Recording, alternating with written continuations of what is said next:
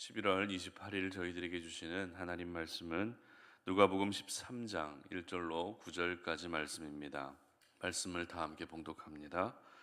그때 마침 두어 사람이 와서 빌라도가 어떤 갈릴리 사람들의 피를 그들의 제물에 섞은 일로 예수께 아뢰니 대답하여 이르시되 너희는 이 갈릴리 사람들이 이같이 해 받음으로 다른 모든 갈릴리 사람보다 죄가 더 있는 줄 아느냐? 너희에게 이르노니 아니라 너희도 만일 회개하지 아니하면 다 이와 같이 망하리라. 또 실로암에서 망대가 무너져 치어 죽은 18사람이 예루살렘에 거한 다른 모든 사람보다 죄가 더 있는 줄 아느냐? 너희에게 이르노니 아니라 너희도 만일 회개하지 아니하면 다 이와 같이 망하리라.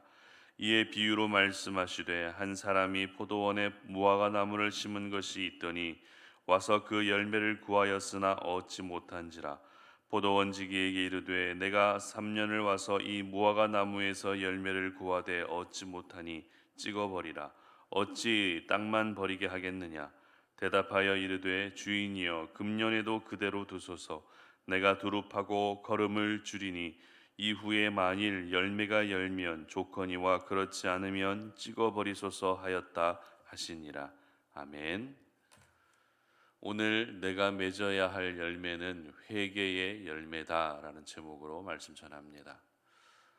세계보건기구가 2급 발암 물질로 지정한 빛낭이라고 하는 열매가 있습니다. 빛낭은 죽음의 열매로 알려져 있는데요. 빛낭에 함유된 이 아레콜린 성분은 이 사람들의 구강암을 유발할 그런 위험성이 있다는 것으로 알려져 있습니다. 그러나 이 빌랑과 같은 죽음의 열매로 알려진 열매도 있지만 대부분의 열매는 사람들에게 유익을 끼치는 좋은 열매들이 많습니다. 대표적으로 이 계절마다 각양각색의 다양한 과일이 바로 좋은 열매, 사람들에게 선한 유익을 끼치는 그런 열매라 할 수 있는 것이죠. 그리고 이 열매라는 것은 농부의 입장에서 보게 되면 한 해 동안 수고한 수고의 결실이기 때문에 굉장히 농부에게는 이 열매가 주는 의미가 깊습니다. 그래서 얼마나 많은 열매를 맺었고 또 얼마나 탐스럽고 실한 열매를 맺었는지에 따라서 한 해의 농사가 성공했는지 아니면 실패했는지가 결정되는 것이죠. 그리고 이 열매라는 것은 나무의 입장에서 또 보게 되면 나무의 존재 목적이라 할 수 있습니다. 무슨 말입니까? 나무는 열매를 맺기 위해 존재한다는 것입니다. 그런데 성경을 보게 되면 이 열매에 비유한 예수님의 말씀이 참 많이 등장합니다.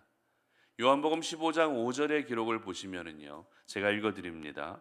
나는 포도나무여 너희는 가지라. 그가 내 안에 내가 그 안에 거하면 사람이 열매를 많이 맺나니 나를 떠나서는 너희가 아무것도 할 수 없음이라. 아멘. 예수님은 이 말씀을 통해서 나무가 열매를 맺어야 하듯이 저희들 역시 맺어야 할 열매가 있다라는 것을 말씀하셨습니다. 그리고 마태복음 12장 33절은 나무도 좋고 열매도 좋다 하든지 나무도 좋지 않고 열매도 좋지 않다 하든지 하라. 그 열매로 나무를 아느니라 라고 말씀하시면서 나무의 상태는 뭘로 결정된다고요? 열매로 결정된다는 것입니다. 그 열매를 통해서 이 나무가 좋은 나무인지 나쁜 나무인지가 결정된다라고 그렇게 말씀하셨습니다. 그렇다면 예수님께서 이렇게까지 열매에 빗대어서 교훈의 말씀을 하시는 이유가 무엇일까요? 비유로 말씀하실 수 있는 컨텐츠들은 여러 가지가 있습니다. 그러나 그 가운데에서도 특별히 열매에 빗대서 교훈의 말씀을 하신 이유가 무엇이겠습니까? 그 이유는 열매는 결과를 떠나서 생명 그 자체이기 때문에 그렇습니다. 무슨 말인가 하면 생명이 있고 없고는 바로 열매로 나타나기 때문입니다. 그렇기 때문에 우리가 오늘도 하나님의 생명을 가지고 오늘 이 하루를 살게 되면 하나님이 원하시는 열매를 자연스럽게 맺을 수밖에 없는 것이죠. 그러면 여러분에게 질문합니다. 우리가 오늘도 맺어야 할 열매는 어떤 열매일까요? 하나님께서 오늘도 저와 여러분에게 원하고 계시는 열매는 어떤 열매이겠습니까? 그 열매는 바로 회개의 열매인 줄 믿으시기를 바랍니다. 오늘 본문을 보게 되면 예수님은 이 회개에 대한 주제로 계속해서 말씀하십니다. 본문의 구조는 간단하게 말씀드리면 이렇습니다. 먼저 두어 사람이 예수님께 와서 질문을 합니다. 그리고 예수님이 그 질문에 대한 어떤 대답을 하셨는지를 기록하고 있고요. 그리고 이어서 이와 관련된 한 사건을 언급하십니다.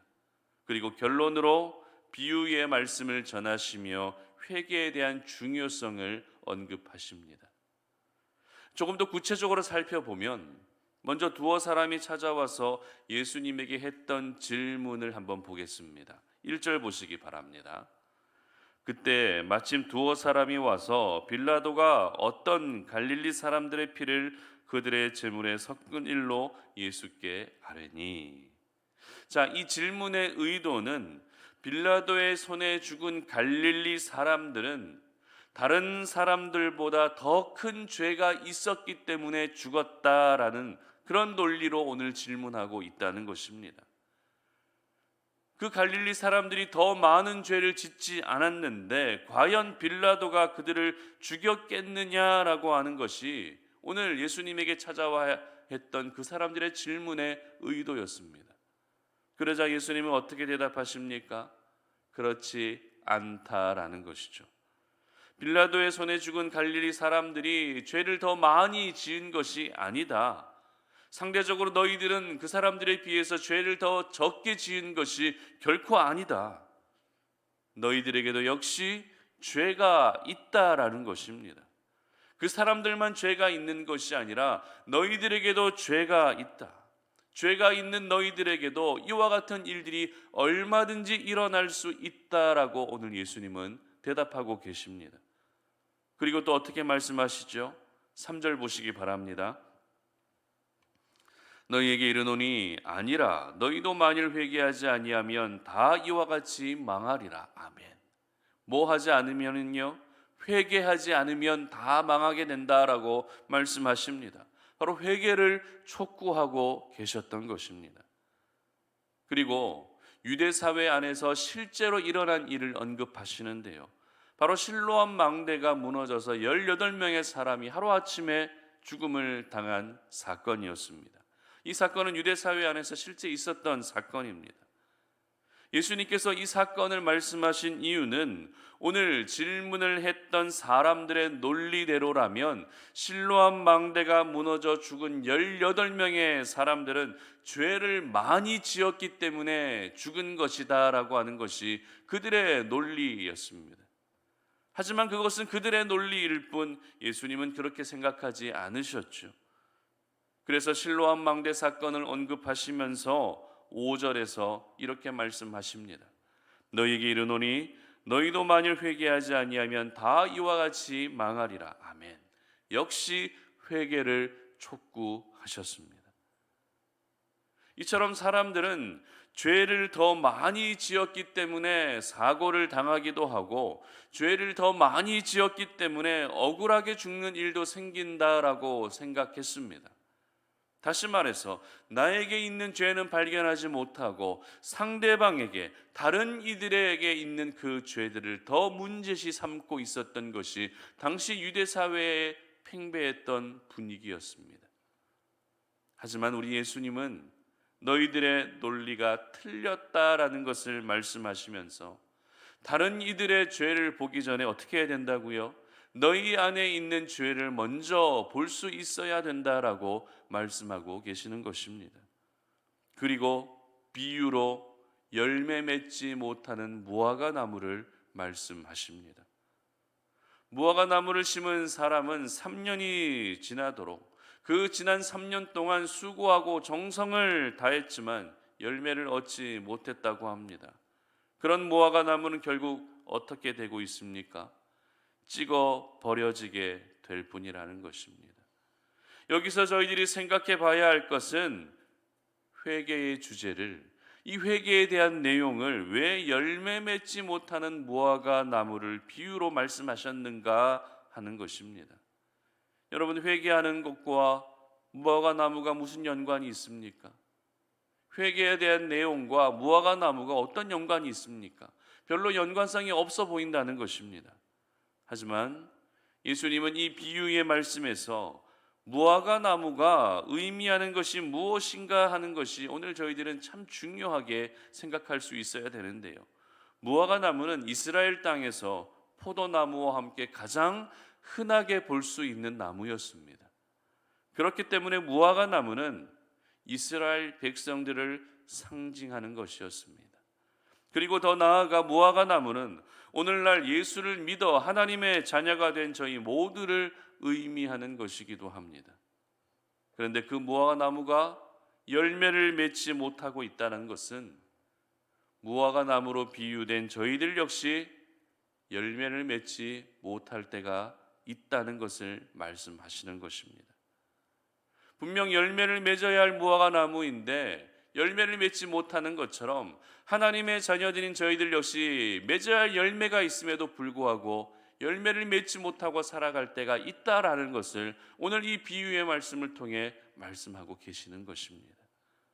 그렇다면 저희들이 맺어야 할 열매는 어떤 열매일까요? 저희들이 오늘도 맺어야 할 열매는 어떤 열매일까요? 바로 서두에서 말씀드렸던 것처럼, 그리고 오늘 말씀의 핵심이었던 회개의 열매를 맺어야 되는 줄 믿으시기를 바랍니다. 예수님은 이 회개하는 것을 단순히 어떤 경건의 행위로만 보지 않으셨습니다. 열매라는 것은 사람들의 일상과 밀접한 관련이 있습니다.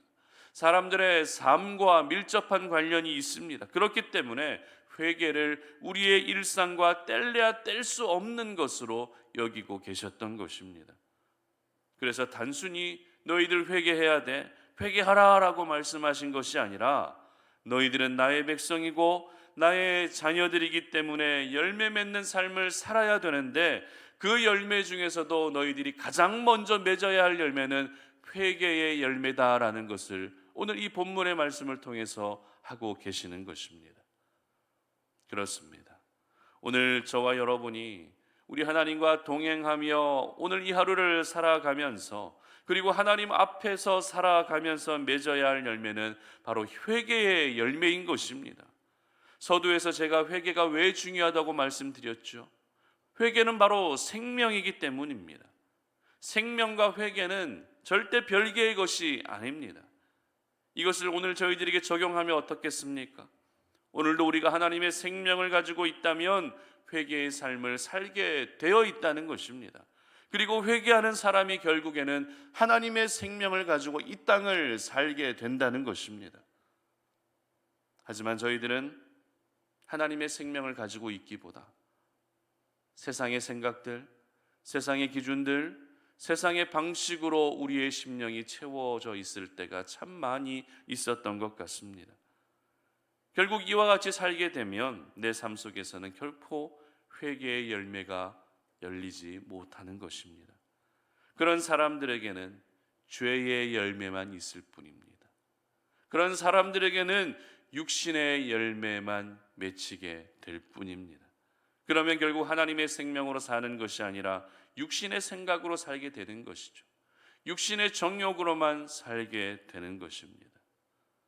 그러므로 오늘 이 하루를 시작하면서 내가 오늘 맺어야 할 열매는 바로 회개의 열매라는 것을 여러분 모두 기억할 수 있기를 바랍니다. 단순히 내가 회개해야 된다라고 형식적으로 율법적으로 접근하기보다도 내가 오늘도 회개의 열매를 맺게 되면 내 삶 가운데에는 내가 생각지 못했던 귀한 생명의 역사가 나타날 수 있게 된다라고 하는 영적 공식으로 회개를 받아들일 수 있었으면 좋겠습니다.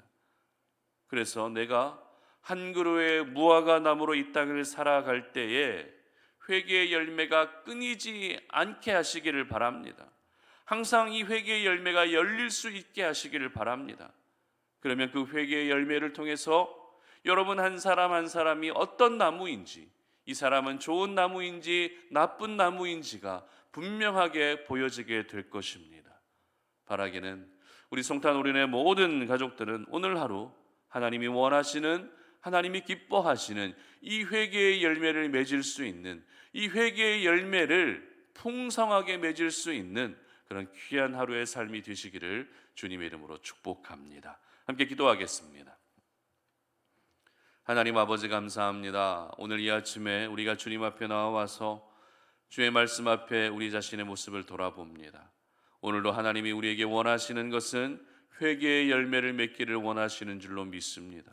우리가 맺어야 할 열매는 바로 회개의 열매임을 믿습니다.